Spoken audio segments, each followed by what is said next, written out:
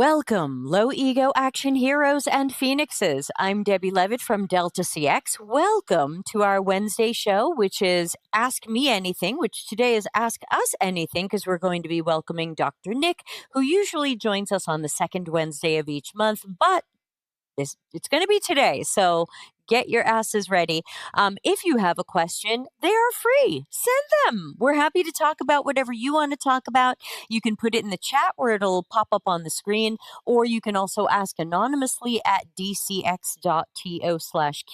Only downside is sometimes the messages that come in through the anonymous system come in after the show has ended. I'm sorry, I have no control over that. So send them in. Hello, Diana. Apologies for my flat hair. I've been wearing a winter hat in my own house hair. And other than that, which I'm sure Nick is suffering from the same affliction, other than that, we are here to answer your questions. So let's get Nick on the board. Dr. Nick, how are you? Very good. How are you doing? Not quite as cold as you by the sounds of things, but all good. All good. Our power Yes. went out today. It was a planned thing that the village was turning off the power for the day, but we didn't know. So all of a sudden, the power went out. And we do have our house on batteries, not yet solar panels, but we have batteries. So, like the fridge and the freezer ran, but we ended up cooking lunch in our camper. Nice. Nice. You should do that more often anyway. It's refreshing, liberating. Yeah, honestly, the camper is super fun. We've just started going out in it again. We do need to put some heavy duty locks on it, but other than freshening up the locks, we are going back out in the camper. Dr. Nick, any holiday travels or adventures planned? Nothing major. I mean, what I like to get out, but not. It's so expensive, especially when you got kids and everything. So I've booked a few nights away just locally. We're going to Canterbury for a few nights in between Christmas, and down to Suffolk for a few nights, just to kind of get out. You know what I mean? Yeah, I like getting down. Anytime I'm near the sea, I'm a happy boy. So anywhere that's not staycation. London and sea, yeah, staycations, exactly. Well, excellent, excellent. Hello to Ana Lucia, and let us know, everybody, if you're doing anything special for the upcoming holidays. I will be doing some of the Wednesday broadcasts, but not all of them. I think next Wednesday is Christmas Eve. Unlikely y'all are going to be watching me on Christmas Eve, so we won't be doing a show next week. I'm not too sure about probably not New Year's Eve either, but I will certainly be working in some karaoke streams because those are fun. And at this point, they are actually. And Nick, this might set you off on your first topic. I think my karaoke streams are because I broadcast them to Twitch and to LinkedIn. I think they're seen on LinkedIn more than my helpful work-related posts. Oh, no doubt. Go for popularist stuff, really.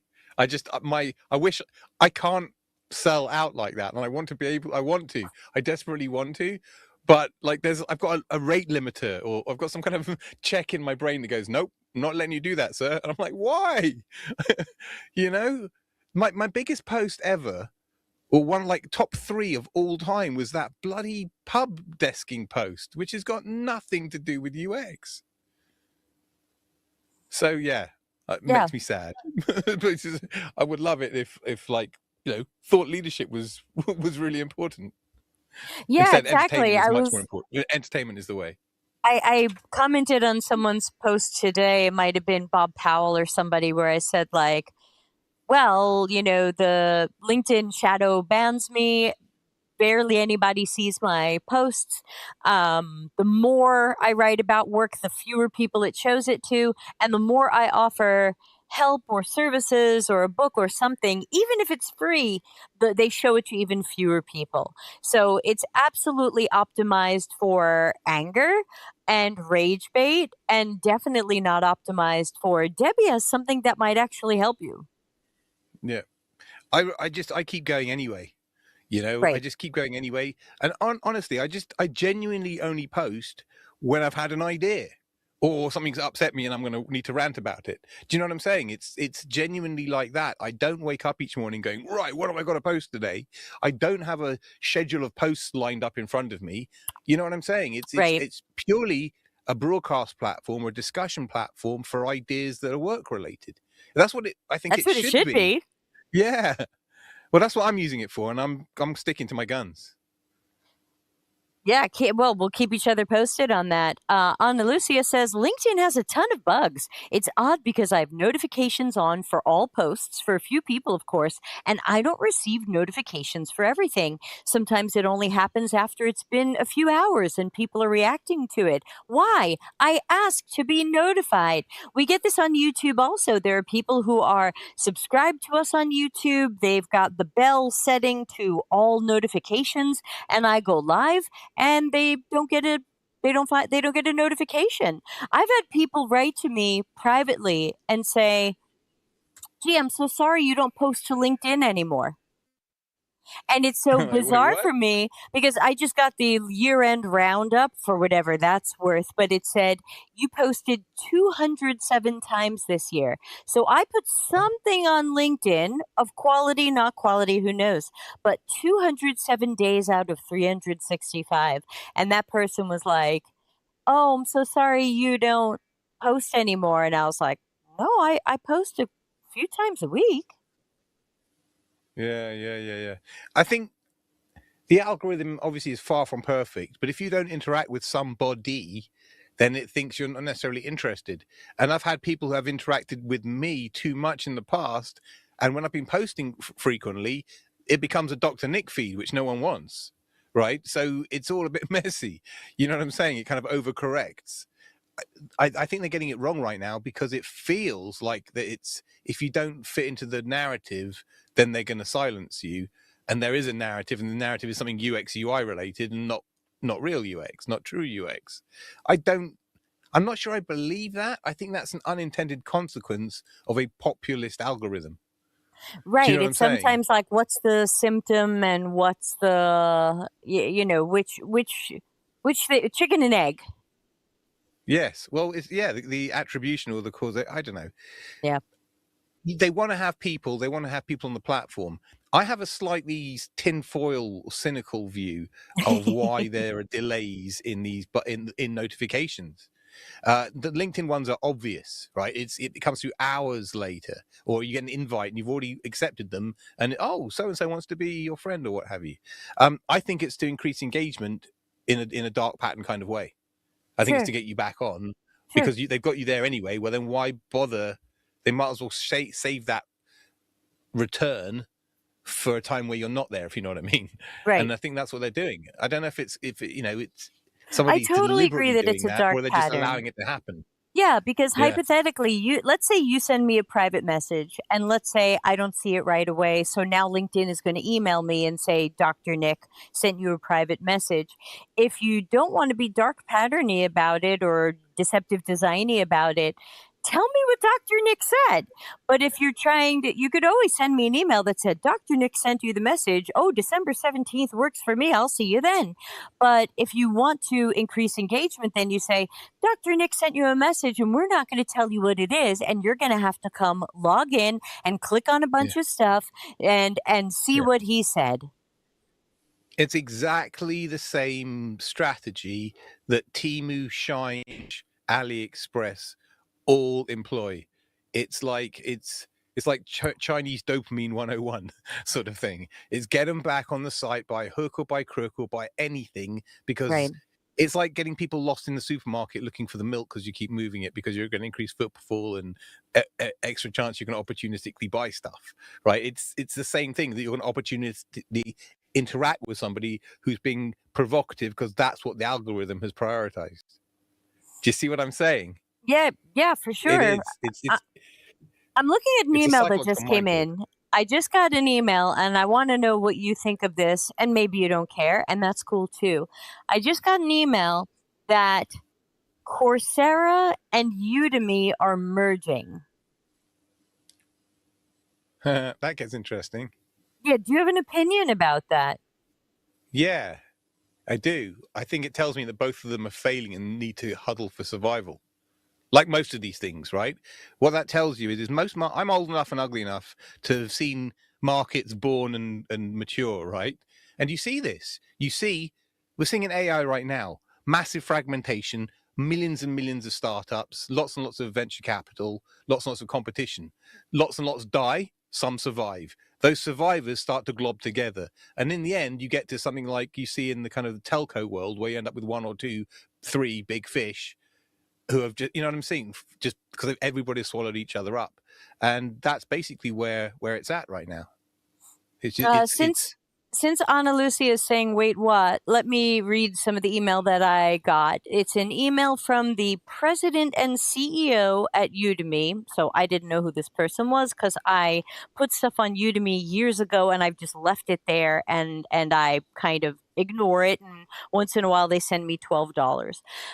It says, "I'm excited to share that we have agreed to combine with Coursera to create a leading technology platform redefining skills discovery, development, and mastery for learners and organizations at scale.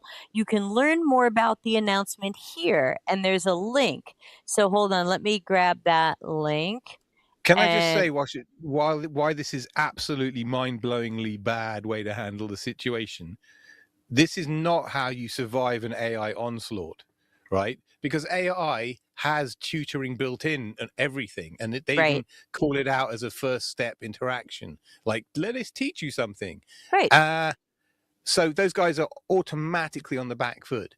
What you don't do is make an announcement that says, like what they're doing right now, a press release. What you really want to be doing is leveraging the difference between our experienced human created stuff and that risky AI, sloppy, hallucinated stuff that right. you're, possibly training yourself with. That's a massive, massive lost opportunity. Yeah, so I'm continuing looking at the email. It says, you're likely familiar with Coursera, a leading online platform best known for its branded content and certification from top university and industry partners. Their product offering is highly complementary to the high quality, fresh, and relevant professional skills based learning experiences that Udemy's expert instructors like you, so remember they're writing to me as someone who has put courses on Udemy, bring to life for millions of learners. Hold on, here's where Nick comes to power here. This combination creates unparalleled access to our marketplace courses, labs, AI role plays, and assessments with their branded content, certifications, and assessments as a one stop shop for skill building. For you, this means your content will gain access to Coursera's consumer base of over 191 million registered learners and a more global scale to build and grow your enterprise. So basically, they're saying they expect this deal to close by the second half of 2026, subject to regulatory approval. And I guess right now they're claiming that my courses are going to be shown to Coursera users, but which ultimately has no value to me because a lot of the courses I put up on Udemy that I've now ignored are like my old Acture courses and just stuff that's really outdated that nobody really takes anymore. God, Azure, yeah. I remember Azure. Are Azure still alive, and why are they still alive? And why hasn't vibe coding them killed them stone dead already? Or Figma Make or Lovable or any of the others? I mean, really? Are you still here? Yeah, it is a good question. I mean I use Acture a little bit for stuff because it's still faster for me to get stuff done in it than in other things. And for some of the stuff I've been doing lately, it doesn't make sense to vibe code it. And I found I can't even do it in Miro and some of these other tools that I'm paying for anyway. So I happen to have paid for an Acture 1 year license, I think, in March of this year. So I've got a few more months to figure out what I'll do after that. I just want to mention quickly, Ana Lucia said, I kind of preferred Coursera over Udemy because at least it was mostly taught by actual universities.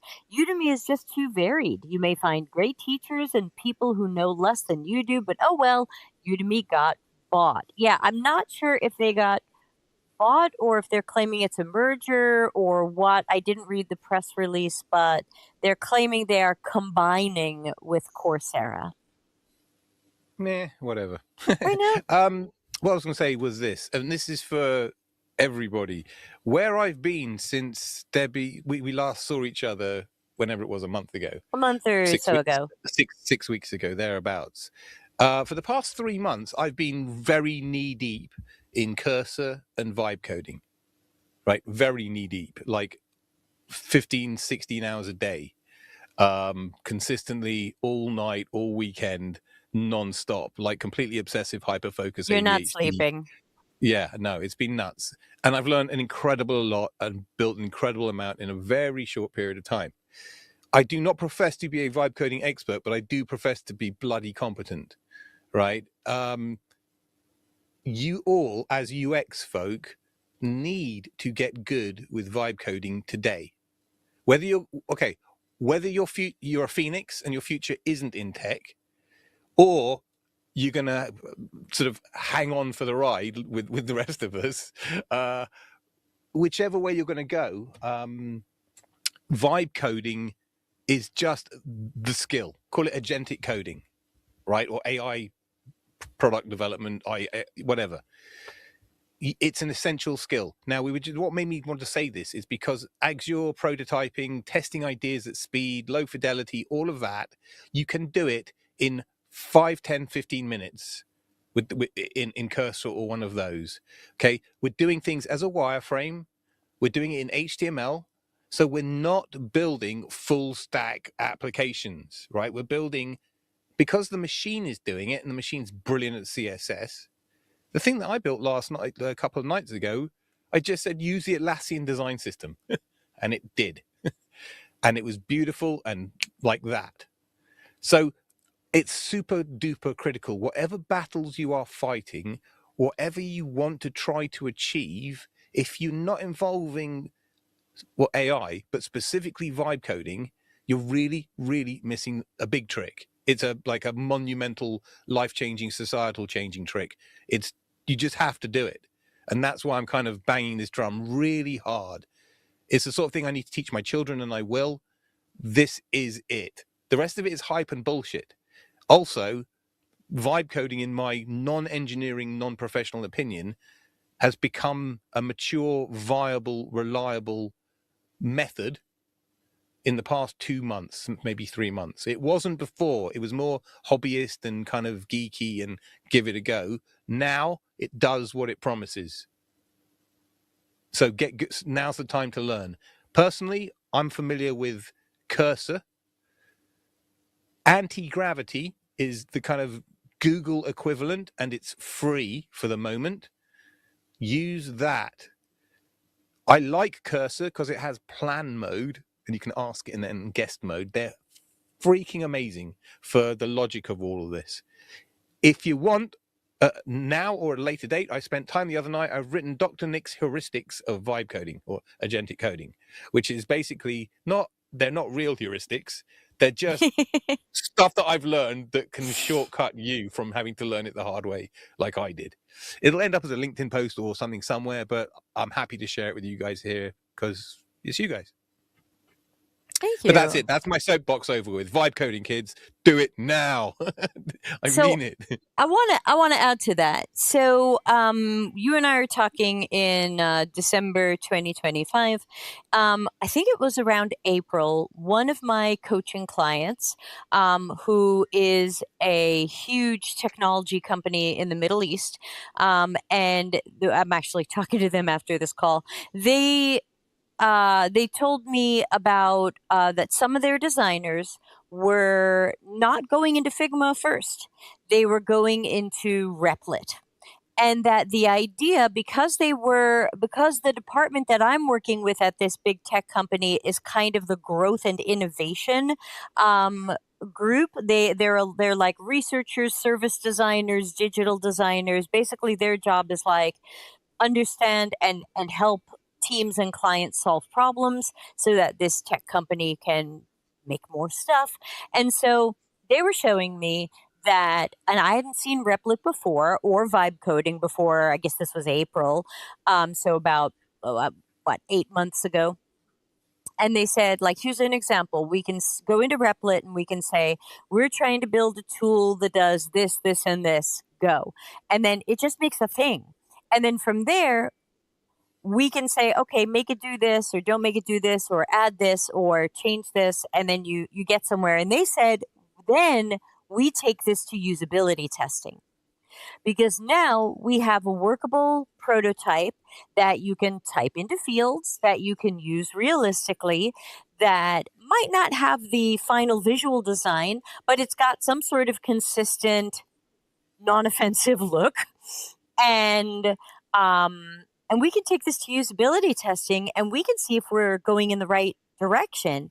And our designers might have only worked on this for uh an hour or a few hours to get it in a place where they're confident that it can be tested, and then we can bring that to testing. And then from there, if there are some things that Replit seems to just struggle with, or we're burning tokens or whatever, then maybe we'll put it in Figma. But in general, we're just using Replit. So I started playing with Replit in April, and I built a couple of different things in it. I paid for it. I probably spent $50 or $60 paying for some tokens, and I tried building some different things. I even took them to some concept testing, and I was like, okay, now I'm ready to graduate from that.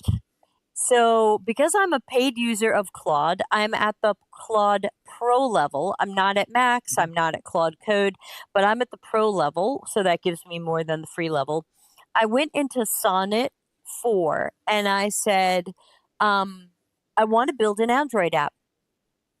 I want to build an Android app that's just for me. So I don't have to worry about security and locking it down for the app system, and does it work with everybody's phone, and make an iOS version. This is only going to be for me. It needs to work on one phone for one person. And I want to replicate and go beyond Google Voice. Because eventually I'll port my numbers into Twilio, and I'll control my own numbers. And this will be the app where I can control all my VoIP numbers. And now a little bit of that has hit a snag, but let's just go with the original intention. Everybody knows I'm not a programmer. I wrote HTML in the old days, and I still write some HTML, but I'm not a front end dev. I'm not a back end dev. And Claude wrote the code, and I had to tell it to write it in a string replace artifact, so that as we made changes to it, it wouldn't build a new artifact. It would build a new version of the existing artifacts, and it's called string replace. And so, and then Claude would walk me through uploading code to my server, dropping multiple different files and code that it was writing into Android Studio, testing it in Android Studio in the emulator, the Android emulator, and then eventually uploading it to my server, opening up Putty, starting Python, having Python run, and now I have.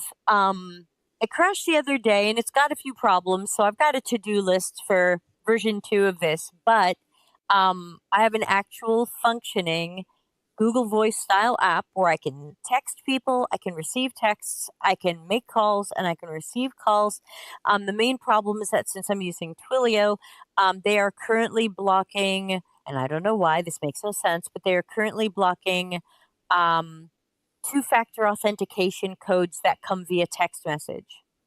So all of these phone numbers that were getting 2FA codes, I was like, cool, let's move them all into Twilio, get them away from Google Voice, have more control over my numbers.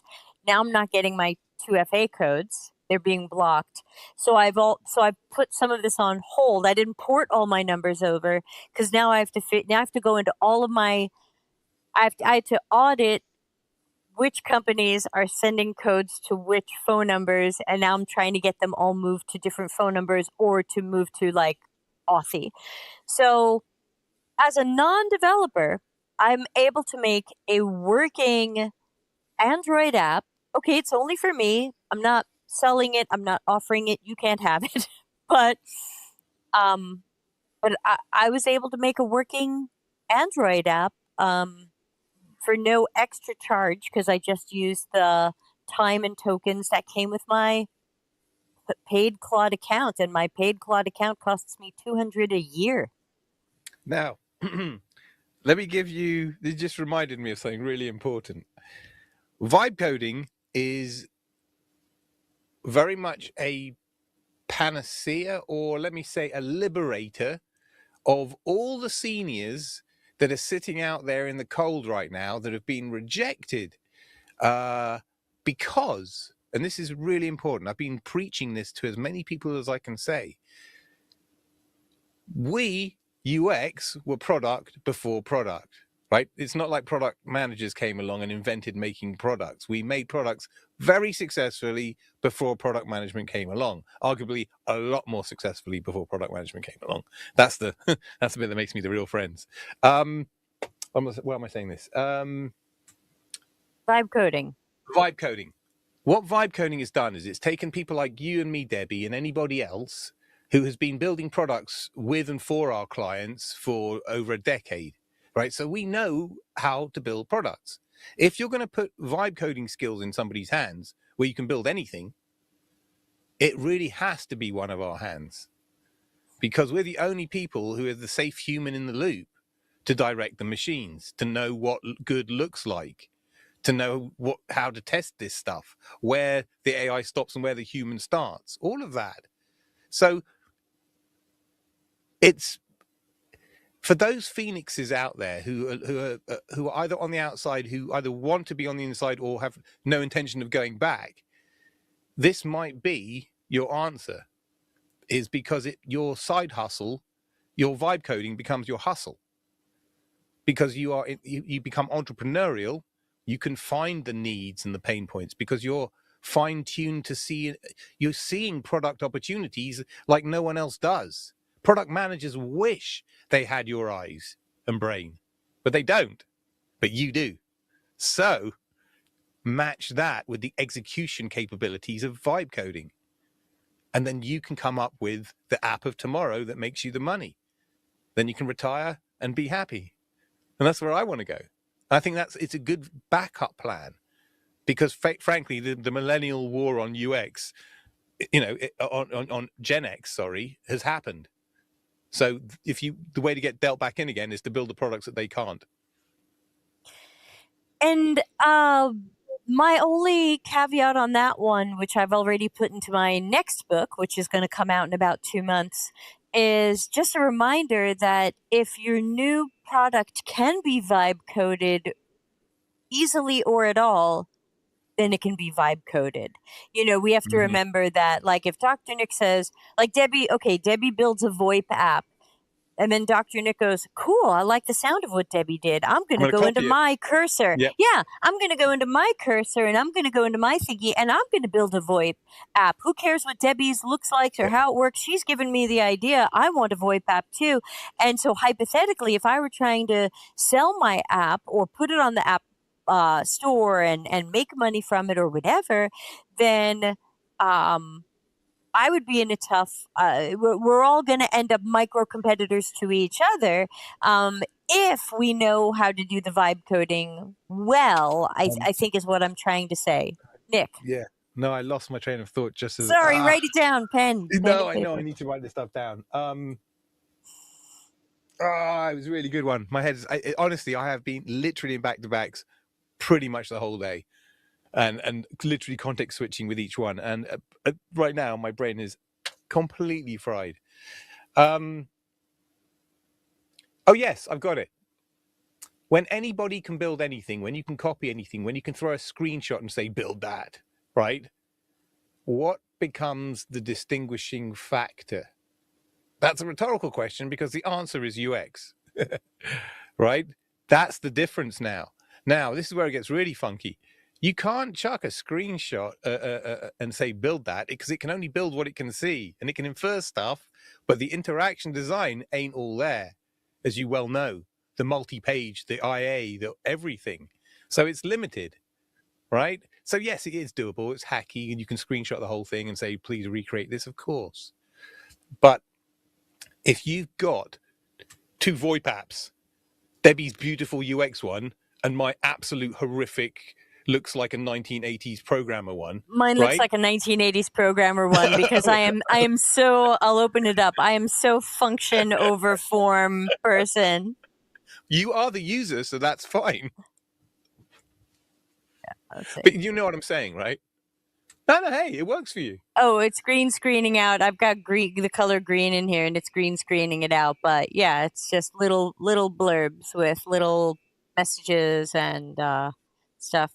Um, but hold on, I want to jump in with what Ana Lucia is saying because I want to agree with her too. She said, I still have a lot of unease about the whole thing. I disagree that we have the skills to build a good product. That's a team effort. We may know the project, we may know what it may need, but knowing code and QA, it feels a bit conceited to think we can even do that part of things. And I want to mostly agree with you there because that's why, for me, I've been using it for some proof of concept, early concept ideas, and just prototyping an idea that I had for some new businesses. And then I used it for something I was going to use myself. But I had already been in touch with the guy who was my CTO at my Silicon Valley startup 15 years ago. And I said, look, if I'm going to move forward with any of these concepts that I'm right now working to prove, I want them coded by you or by whatever you're using as a professional developer. If you're using AI, that's fine, but I want to make sure that the security is locked down. I want to make sure that this is unhackable. I want to make sure, like, there's a lot of things that this would need to do and be if I were to ever put any of these ideas out to the public. So I want to agree with Ana Lucia that these are fun concepts to play with, but if I ever wanted to make any of these a business of any sort or release them to the public, I would want real programmers involved to make sure they're not easily hacked and exposing private information and so on. For what it's worth, I've been using different LLMs to give me code reviews. And Okay. It's been working very nicely. And when I got an engineer to look at it, he said, I wouldn't really want to, it was an older version, but he said, I wouldn't want to maintain that, but it's not terrible. And that was a full stack enterprise application, right? But also I built this incredibly cool simulator in a single page of HTML, which no human being, I think, would ever do. It's psychotic. What's really interesting is the sort of thing that I'm starting to hear is everyone saying, I don't need you anymore. Says the engineer to the researcher, says the designer to the engineers, says that, you know what I mean? Everybody's kind of, I don't need you anymore, right? And that's to an extent true if you're going to take an AI opinion about research, about design, about code. You know what I'm saying? The question that really needs to be asked is who's building these products moving forwards? And I completely agree with you and Ana Lucia. This is about product discovery and development. The actual building and operationalization of it, that's easy or reasonably secondary, and there are, you know what I mean? That's much less of a problem or of a thing. Being able to develop new products at speed is exactly what we can do, and that's what we are born to do. You know what I'm saying? It's all to develop them at speed.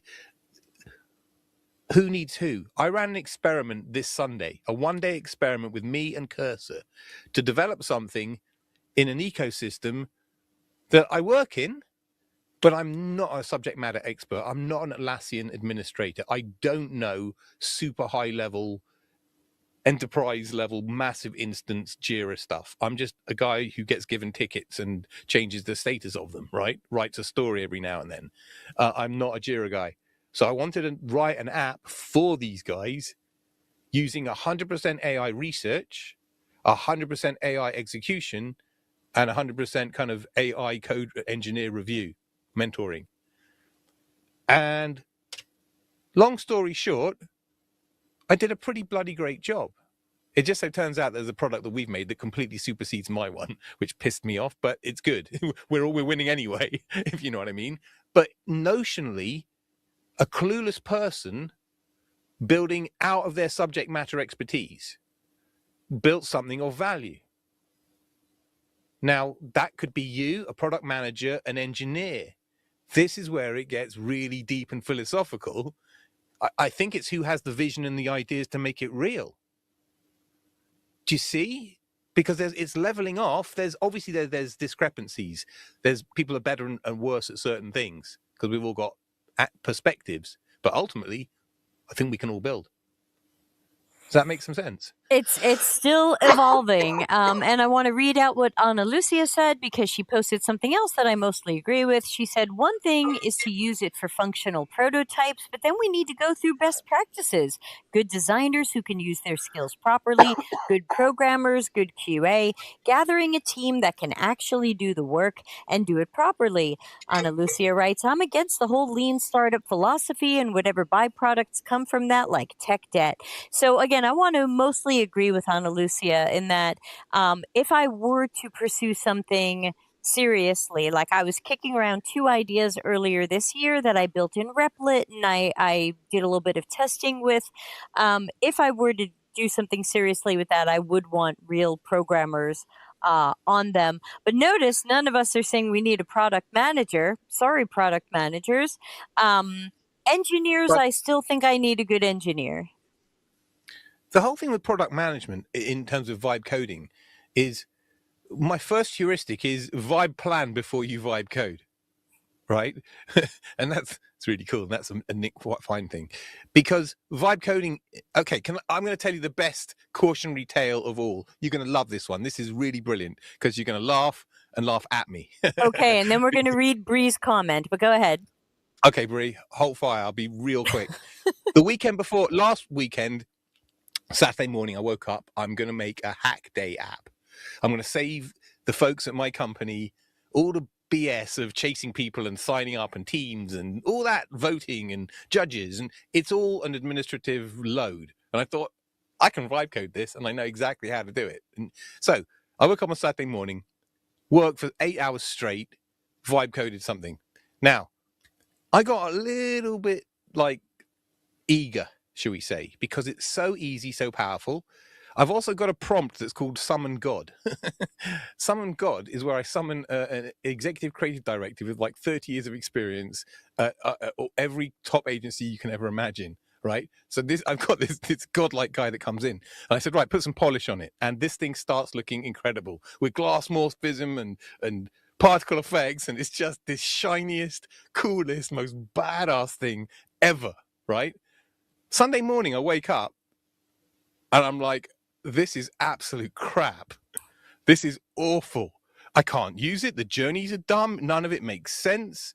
What I had done is, I'd taken my hands off the wheel. I got lazy. I let the machine do way too much and just kind of okayed stuff without really reading it.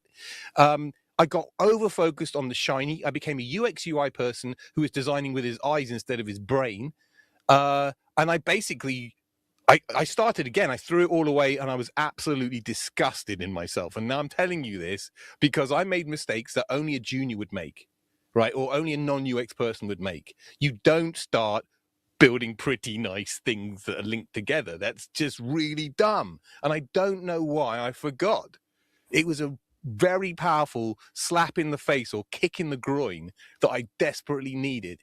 So I don't want you to have that experience and waste a day in tokens and all of that fun stuff.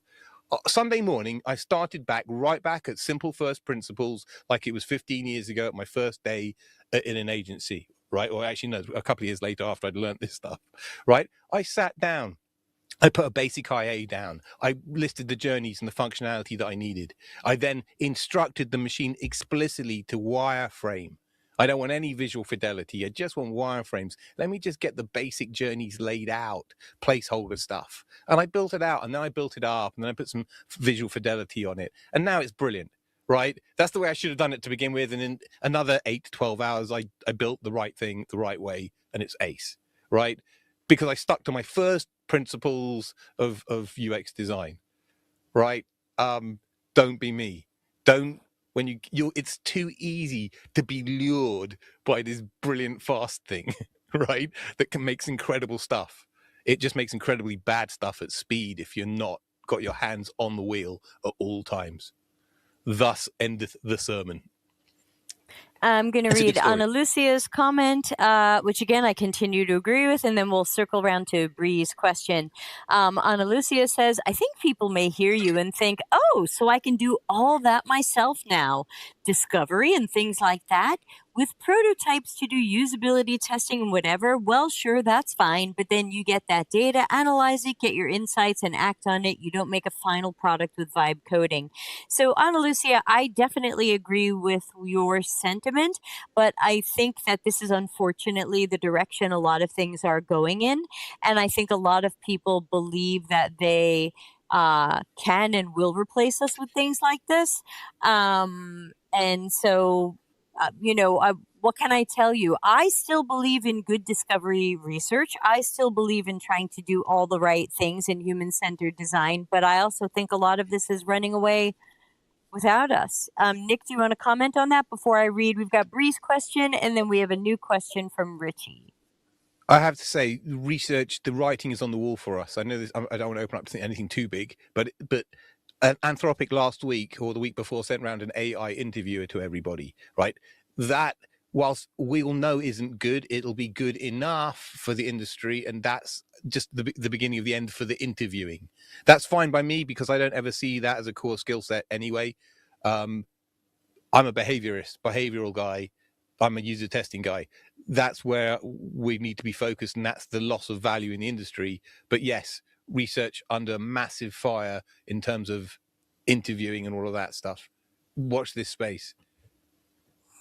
Yep, and I'm still hoping most research will be done by humans, but I also know, I'm counting down the time to when someone decides they don't need us anymore. Hence my Life After Tech book, y'all. Please read it. Let's get to Bree's question and then Richie's question. Bree says, I have to wonder. Let me put it on the screen because Bree put it up a while ago. Oh, what button do I press now? 4? I don't know. I have to redo my settings here. Bree says, I have to wonder if AI will end up equalizing those in tech versus those who are not, or if the gap will widen even more. What do you think, Dr. Well, Nick? okay, if money's not involved, then it's a great equalizer, right? Because anybody anywhere can now make something without a very, very expensive engineering team, right? However,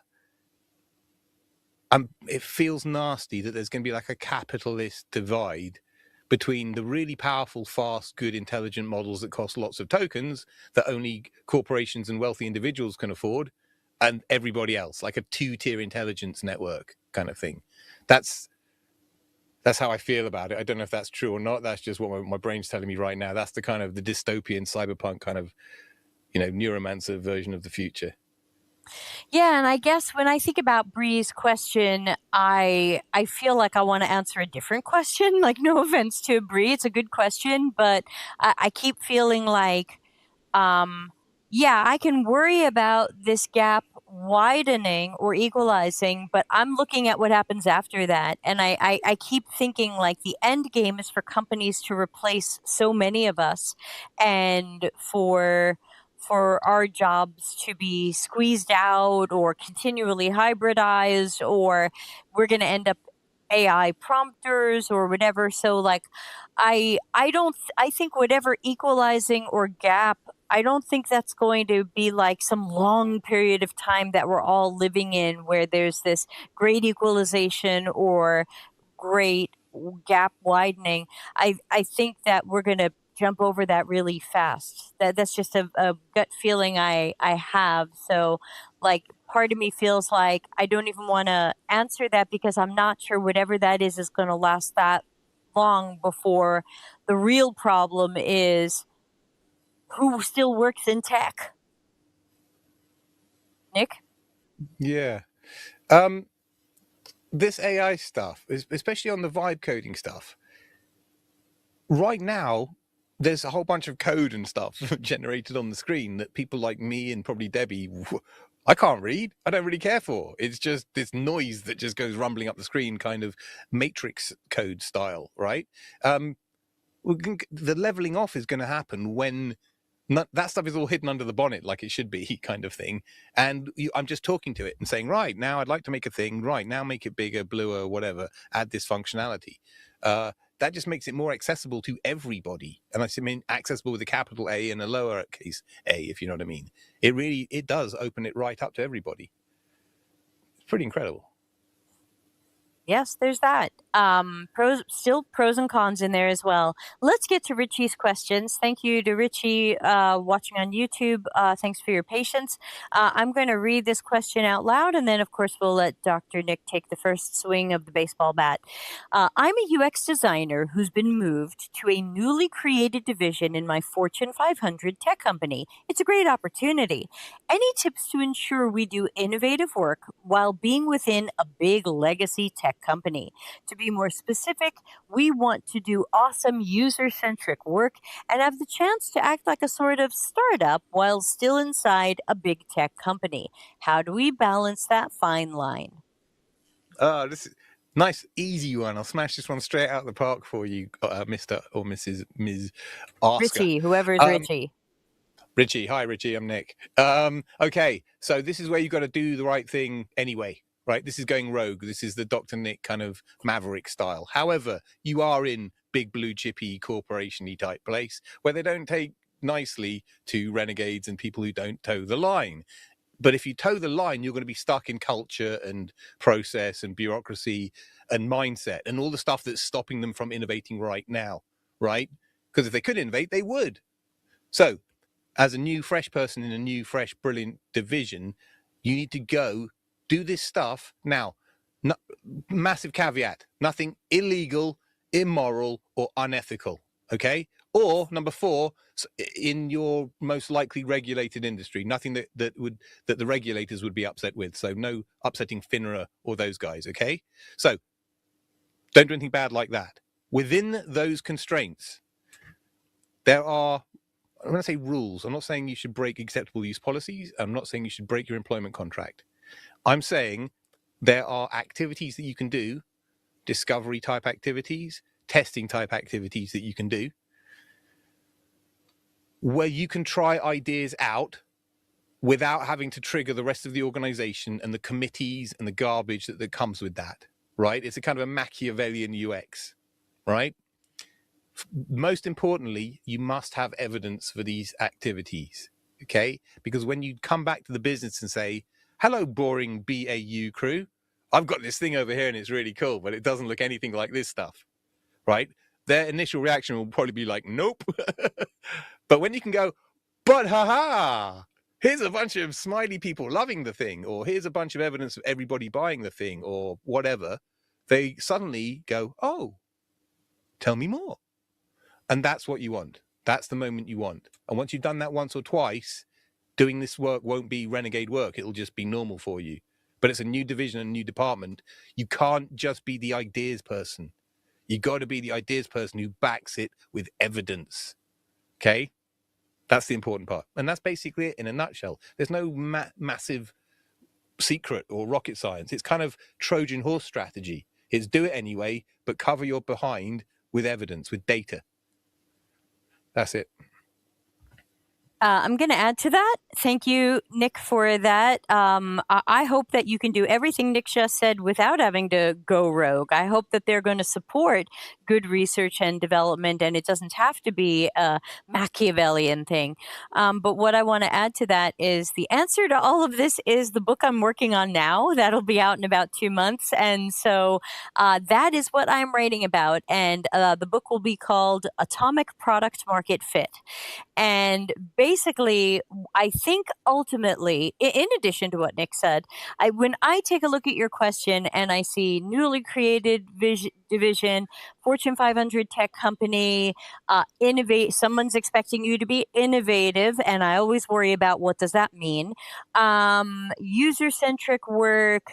Acting like a startup. There's a lot of buzzwords in there, Richie, and so I want to make double dog sure what your marching orders are. What are you being asked to do? Are you being asked to solve existing user problems? Are you being asked to investigate and find out what their needs are and where the opportunities are? Are you part of like a research and development division where there will be great research digging into tasks and behaviors and people so that you can come up with solutions or new products or innovations?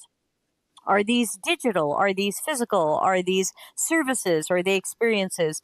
So I have a lot of questions, but ultimately to me, and for the book that I'm working on, user-centric work starts with great research. User-centric work starts with understanding people, contexts, systems, tasks, technologies, room for improvement, behaviors, perspectives. It's a long list of things that I've got in my book, and I'm calling them experience ecosystem dimensions. Just to give them up, so I don't, every time I refer to them, I don't have to write that long list of all the things I hope someone's gonna research and find out. Because it might not be you, Richie. If you're just a designer and you're more focused on design, hopefully you have researchers or service designers or someone who's going to go out there and observe people and speak with people and collect those experience ecosystem dimensions and turn them into actionable insights and suggestions. So it's hard for me to give you very specific advice or better advice without understanding what moves the needle for this company. What is an innovation? Sometimes a company thinks an innovation is just something we haven't done before, even if it's already out there in the world or the competitors are doing it. That's not totally an innovation. That's just something that's new to you. So I think I'm curious, how is your division or you or your team, how are you going to be measured when performance review time comes around? Is someone looking for you to have found problems, solved problems, made the company money, saved the company money, innovated, not innovated, optimized? Um, what are you going to be responsible for? And ultimately, that's what a lot of people end up focusing on because that's how they're going to be judged. So that's my medium length answer. Nick, something to add to that? Yeah, this is kind of controversial, maybe a little bit spicy. Um, this has been a fight that I've been having quite a lot. Not a fight, but it's been a sticky point that I've had quite a lot recently. Um, I'm going to challenge what you. Okay, when you say something like great work starts with great research, that's totally true, right? You'd be a fool to deny that, but I'm going to try to, which is Okay, why, right? Because and I completely agree with you, Debbie. I'm not you're being allowed to disagree with oppositionally me on this defiant. no. No, no, no, no, no, no, no. And I know, and we do, and it's fine, and it's all okay. But on this, I disagree with myself. But I need to say this because it's actually kind of the truism. It's the pragmatic look. When we're talking about innovation in particular, it doesn't always need to start with great research, right? Sometimes it starts with a sweaty dream or after a night of too much cheese, you know what I'm saying? Or, in the shower, or it's that kind of eureka moment, right? Um, yes, you shouldn't just start building and doing stuff on a fever dream, right? However, I'm going to give you I'm going to have to abstract this for work's sake. But I'm working on a very, very innovative project right now. Extraordinary. It's not an AI project, but it's a big enterprise thing. Um, I'm working with incredibly expert individuals, incredibly like industry leading expert individuals. And because this is a top secret kind of thing, it's not the thing I can just test with anybody, even by obscuring it and all of that stuff. So I'm having to build it with subject matter experts, right? Now, it's innovative, but it's built for subject matter experts in a very innovative, rapidly changing landscape, right? Doing research up front ain't happening, right? They're building and solving technical problems. So the problem what I'm trying to say is the point that I'm trying to drive at is that to keep innovation safe, you've always got to have the user testing at the back end of it, if you know what I mean, at the back end of each, not the end of the whole thing, in cycles as the way through. So that as you're innovating and doing something which might be batshit crazy or without any evidence to support, that you're testing it as in the very least before you're proceeding to the next feature or what have you. And two, I think that one of the big things that's really killing user research at the moment, is it's too fat, too slow, too bloated, too much like market research. And when people say starts with great research, it harks back to 2012, 2014, when people were cutting user testing out in order to bring the delivery line to the left, right? That's everything starts with good research. Sounds to non-believers, you've got to slow me down a lot to do some research before I can actually do some work. Do you hear where I'm coming from? This is why it's a difficult position to be and difficult thing to say, because it can be really misinterpreted. It's a really tricky, very gray area.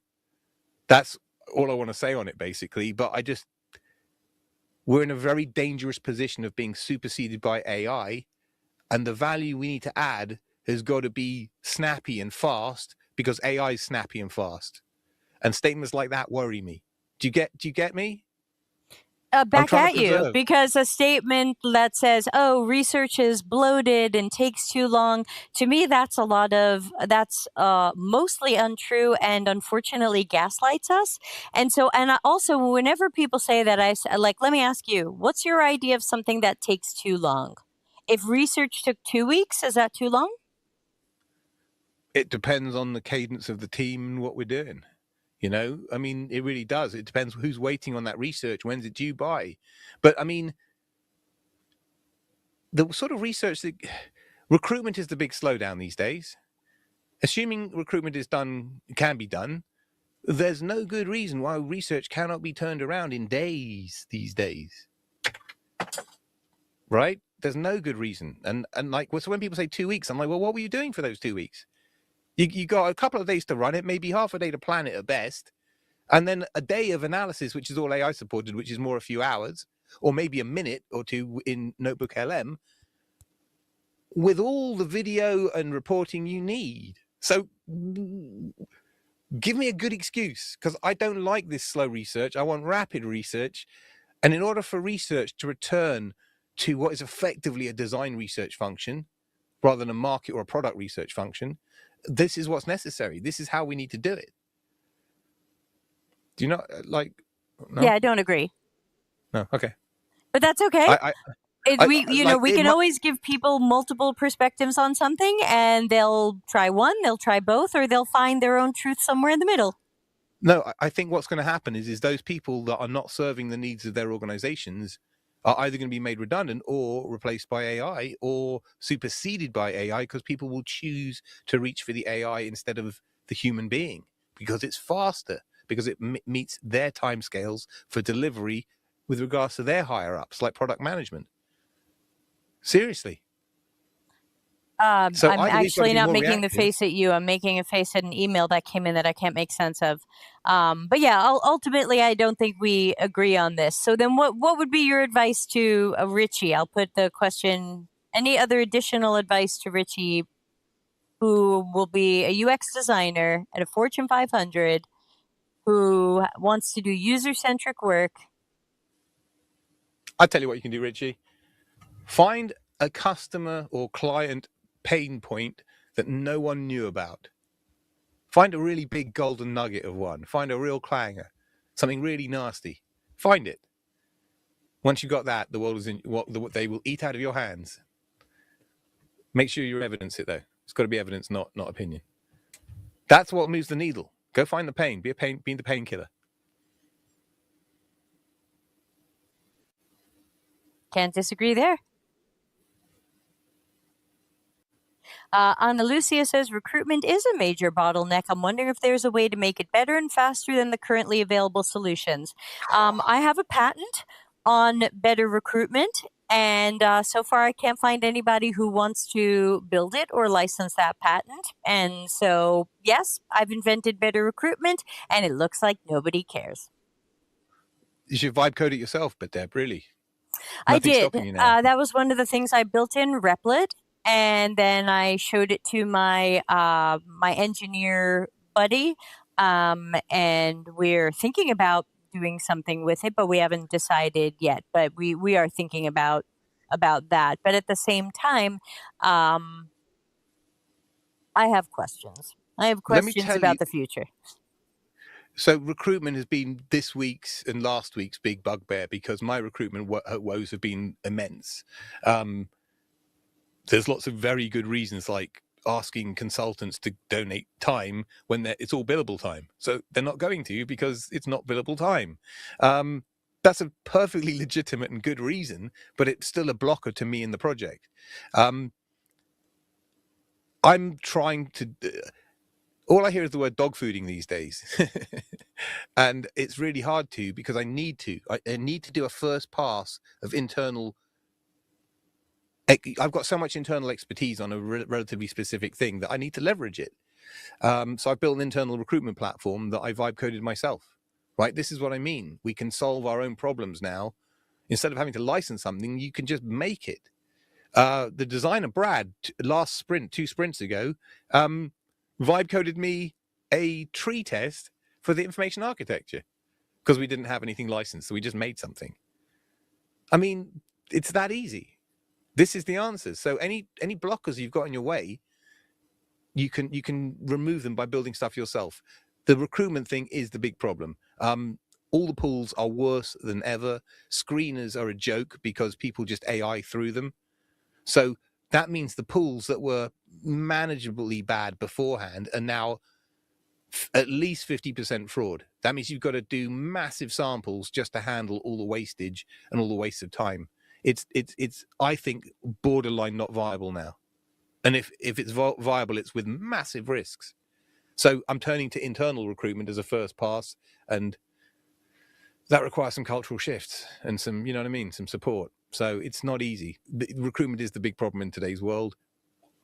And I know we're running over time, but I want to read, we had a comment from Bree. Thank you, Bree, for staying with us on this show.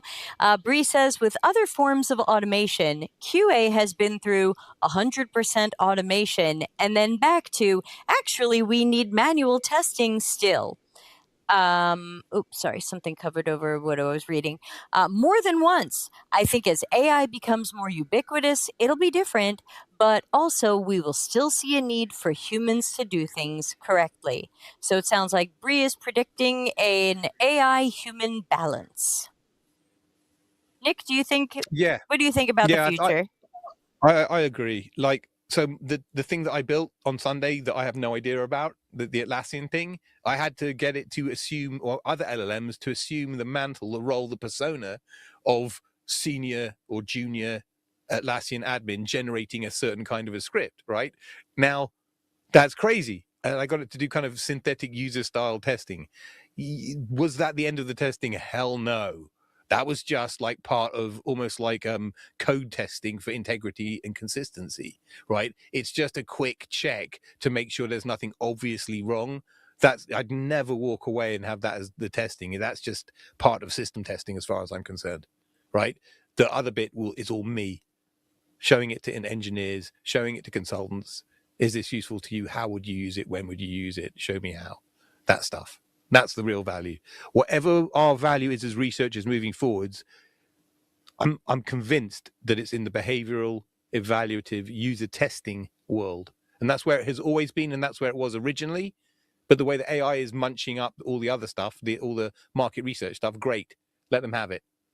It was horrible work anyway. The behavioral stuff's interesting. It's where it moves the needle, and it's what the machine can't do as well as a human. End of.